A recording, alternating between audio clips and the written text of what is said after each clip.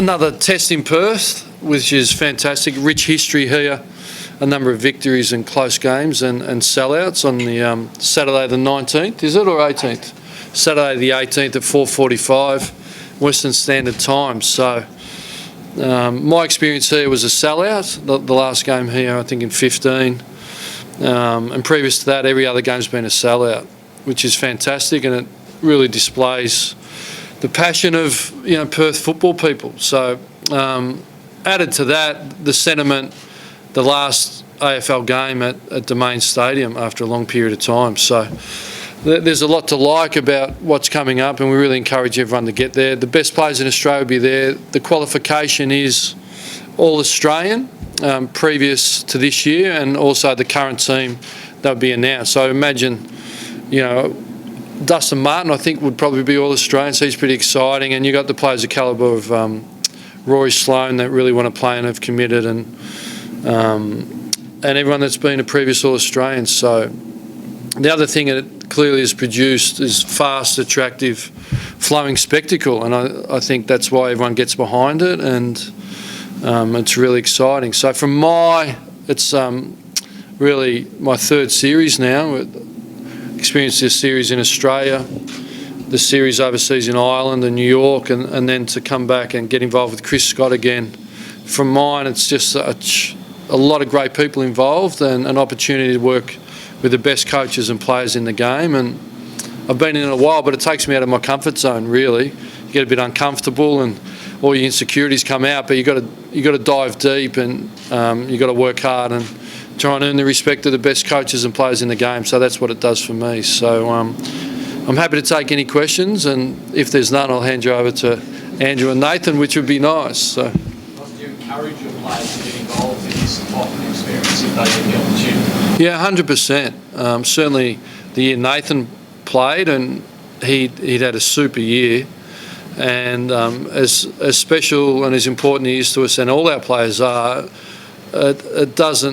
the risk is mitigated by the experience that you can have and the opportunity to mix with great players. And Alistair was the head coach and Chris Scott was assisting, and they're great coaches. So really encourage Nathan, and Michael Walters and Brad Hill, probably two that could be in the mix for All Australian for us.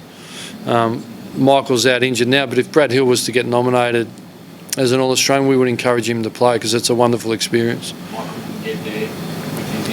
No, he may get there, but yeah, unlikely. I mean, there's a lot of great players around, and we want to keep it at that. That's the entrance. It's a high interest, it's a high ticket to get in, to be All Australian.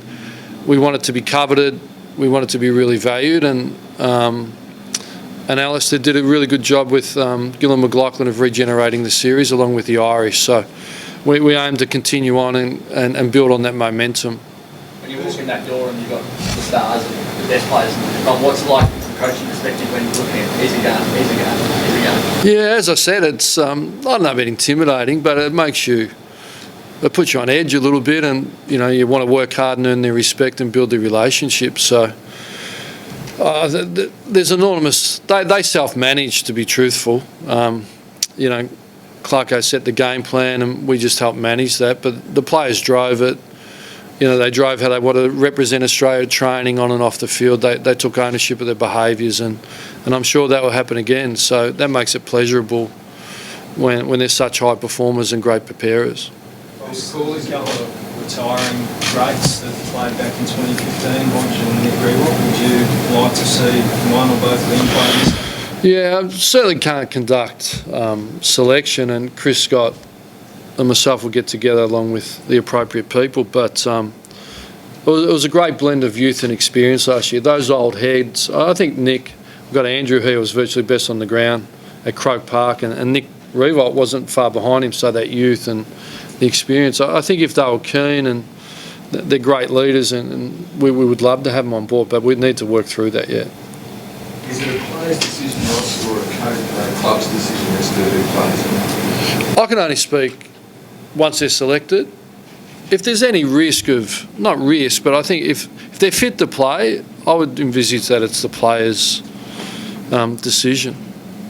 and nearly to a man, everyone's been keen to get involved, which speaks volumes of the regeneration of the series and that it's coveted and that it's valued, because there's no doubt it was diluted there for a period and the entrance price wasn't as high, but it got a lot of to covet about it now. The best players in the best environment. Would you expect guys like Buddy Franklin to play? They're things to be worked through, but if they were keen and they've qualified, I mean, he's a handy player, Buddy, so I think he could play anything.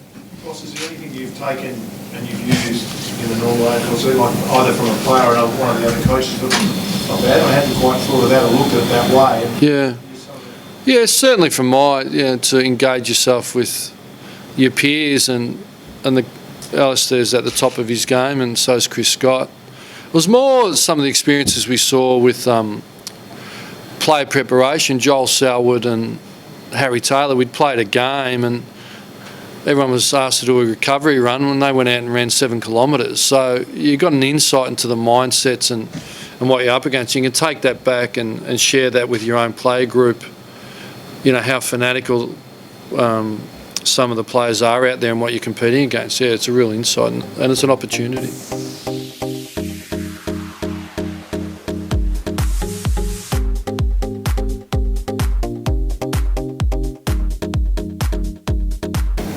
After 2 minutes, Sydney Dockers the ball, you would have played for Australia in 2014. How disappointed were you to have missed out just that shot last year? Yeah, I was extremely disappointed to miss out. I did the whole camp, spent a couple of days up in Sydney, and then did that practice game and was going okay, starting to get used to kicking the round ball, and then did the shoulder. So that's really what invigorated me to play again when the opportunity came up this year. Opportunity to mix with some high-class players and coaches and just fulfil that dream for representing the country. What was that week before? Obviously, what was it like mixing all the blokes? Yeah, Ross touched on it a bit. The opportunity to see how the pros across the league prepare, their intricacies, their standards, what they do pre and post game to get themselves right. And for me, leadership-wise, watching the best in the business, how they mingle with other players, on-field leadership, how they engage and interact. So eyes were wide open then, and they will be at this time around as well.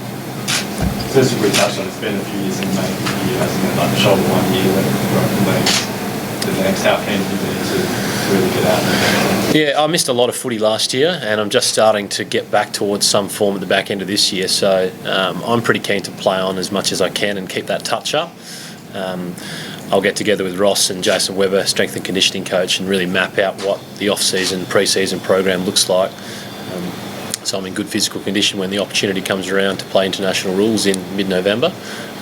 But yeah, I'm really excited to represent Australia. And kicking the round ball, what are some of the keys? Give it to Gaffy, because he's probably better equipped to do that, I think. It was tough, very tough initially. Jared Healy was over there with me a couple of years ago in Ireland, and it's tough because you try and kick it like football, you try and kick it around the corner, which I think me and Dyson Heppel were probably the 2 youngest guys in the squad, and we struggled to do it initially when we were buggering up a few of the drills at training, and Jared took us aside and gave us a few points, and by the time the game come around, you learn so much in a couple of weeks, especially with those quality guys, and that, as talked about before, they give you a few pointers, and just repetition, I guess, is the way to figure things out, and I loved it.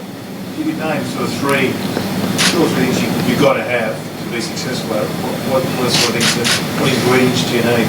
I think you need that blend of pace and endurance. I think it's a very quick game, and we brought a lot of midfielders over to Ireland a couple of years ago, and on and off the bench, and working hard for the 6-7 minutes you're on at a time before you go off. So I reckon that good blend will put you in good stead. And we saw guys like Harry Taylor and Luke Hodge with that experience. They were able to, just with their wealth of knowledge, keep us in the game, and it was great fun. Andrew, who did you benefit with the most last night? I think a guy like Sam Mitchell, who's obviously been with us this year, but you see how much he loves playing, whether it's AFL or international rules. He was the first one out there at every training session, and probably the last one to head back into the change room. So his love for the game, but also his commitment to help out us young guys at the time and to get us better and up to speed for the game at Croke Park. Nat, being a West Aussie boy, any significance in probably being the last big event here at Subiaco Oval and you could be a part of it? Yeah, definitely. There's sort of rich history, both clubs, West Coast and Freo, playing footy here in WA at Domain Stadium. So, yeah, the opportunity to finish off here with a high-flowing, fast, exciting game with some of the best players in the country against what I'm sure will be a highly competitive Ireland team will be worth coming to see. Your last month's been pretty sensational. Do you feel like you're at your best right now playing back to a couple of years ago when you were flying? Yeah, I'm getting back to that sort of level and starting to feel a bit more comfortable and some continuity with the players around me, starting to understand how Sean Darcy plays and what Luke Ryan's going to do when he gets the ball. There's a lot of different factors that go into it other than just a bit of touch and fitness. So, as I said, by the time this season finishes, I'll be hitting my straps and keen to play on and keep that touch up. So the International Rules Series gives me that opportunity. Looks like your marking is really coming back. Is that a confidence thing to fly for those grabs? A little bit, yeah. Confidence, training, a whole heap of things. This ball spins a bit differently in the air when they kick it on the side, so ultimately that's what did my shoulder last time, so I'll be doing a bit of extra preparation on how to catch this thing.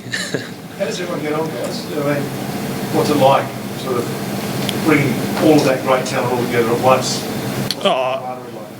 I think it's a little bit awkward initially. I think for me, when we played, we were a few weeks off losing to Hawthorn in the grand final, and I was the only West Coast guy there, and about 4 or 5 Hawks boys, and Clarko was a coach, and a few others. So it was a little bit intimidating for me. But all those guys are so committed to getting the best out of themselves and the team that we all work together really well. And I think the last time we had 2 weeks in America and another week in Ireland to really gel as a team before the game. So there was no ill feeling towards anyone, and as I said before, everyone was totally committed, so everyone got on.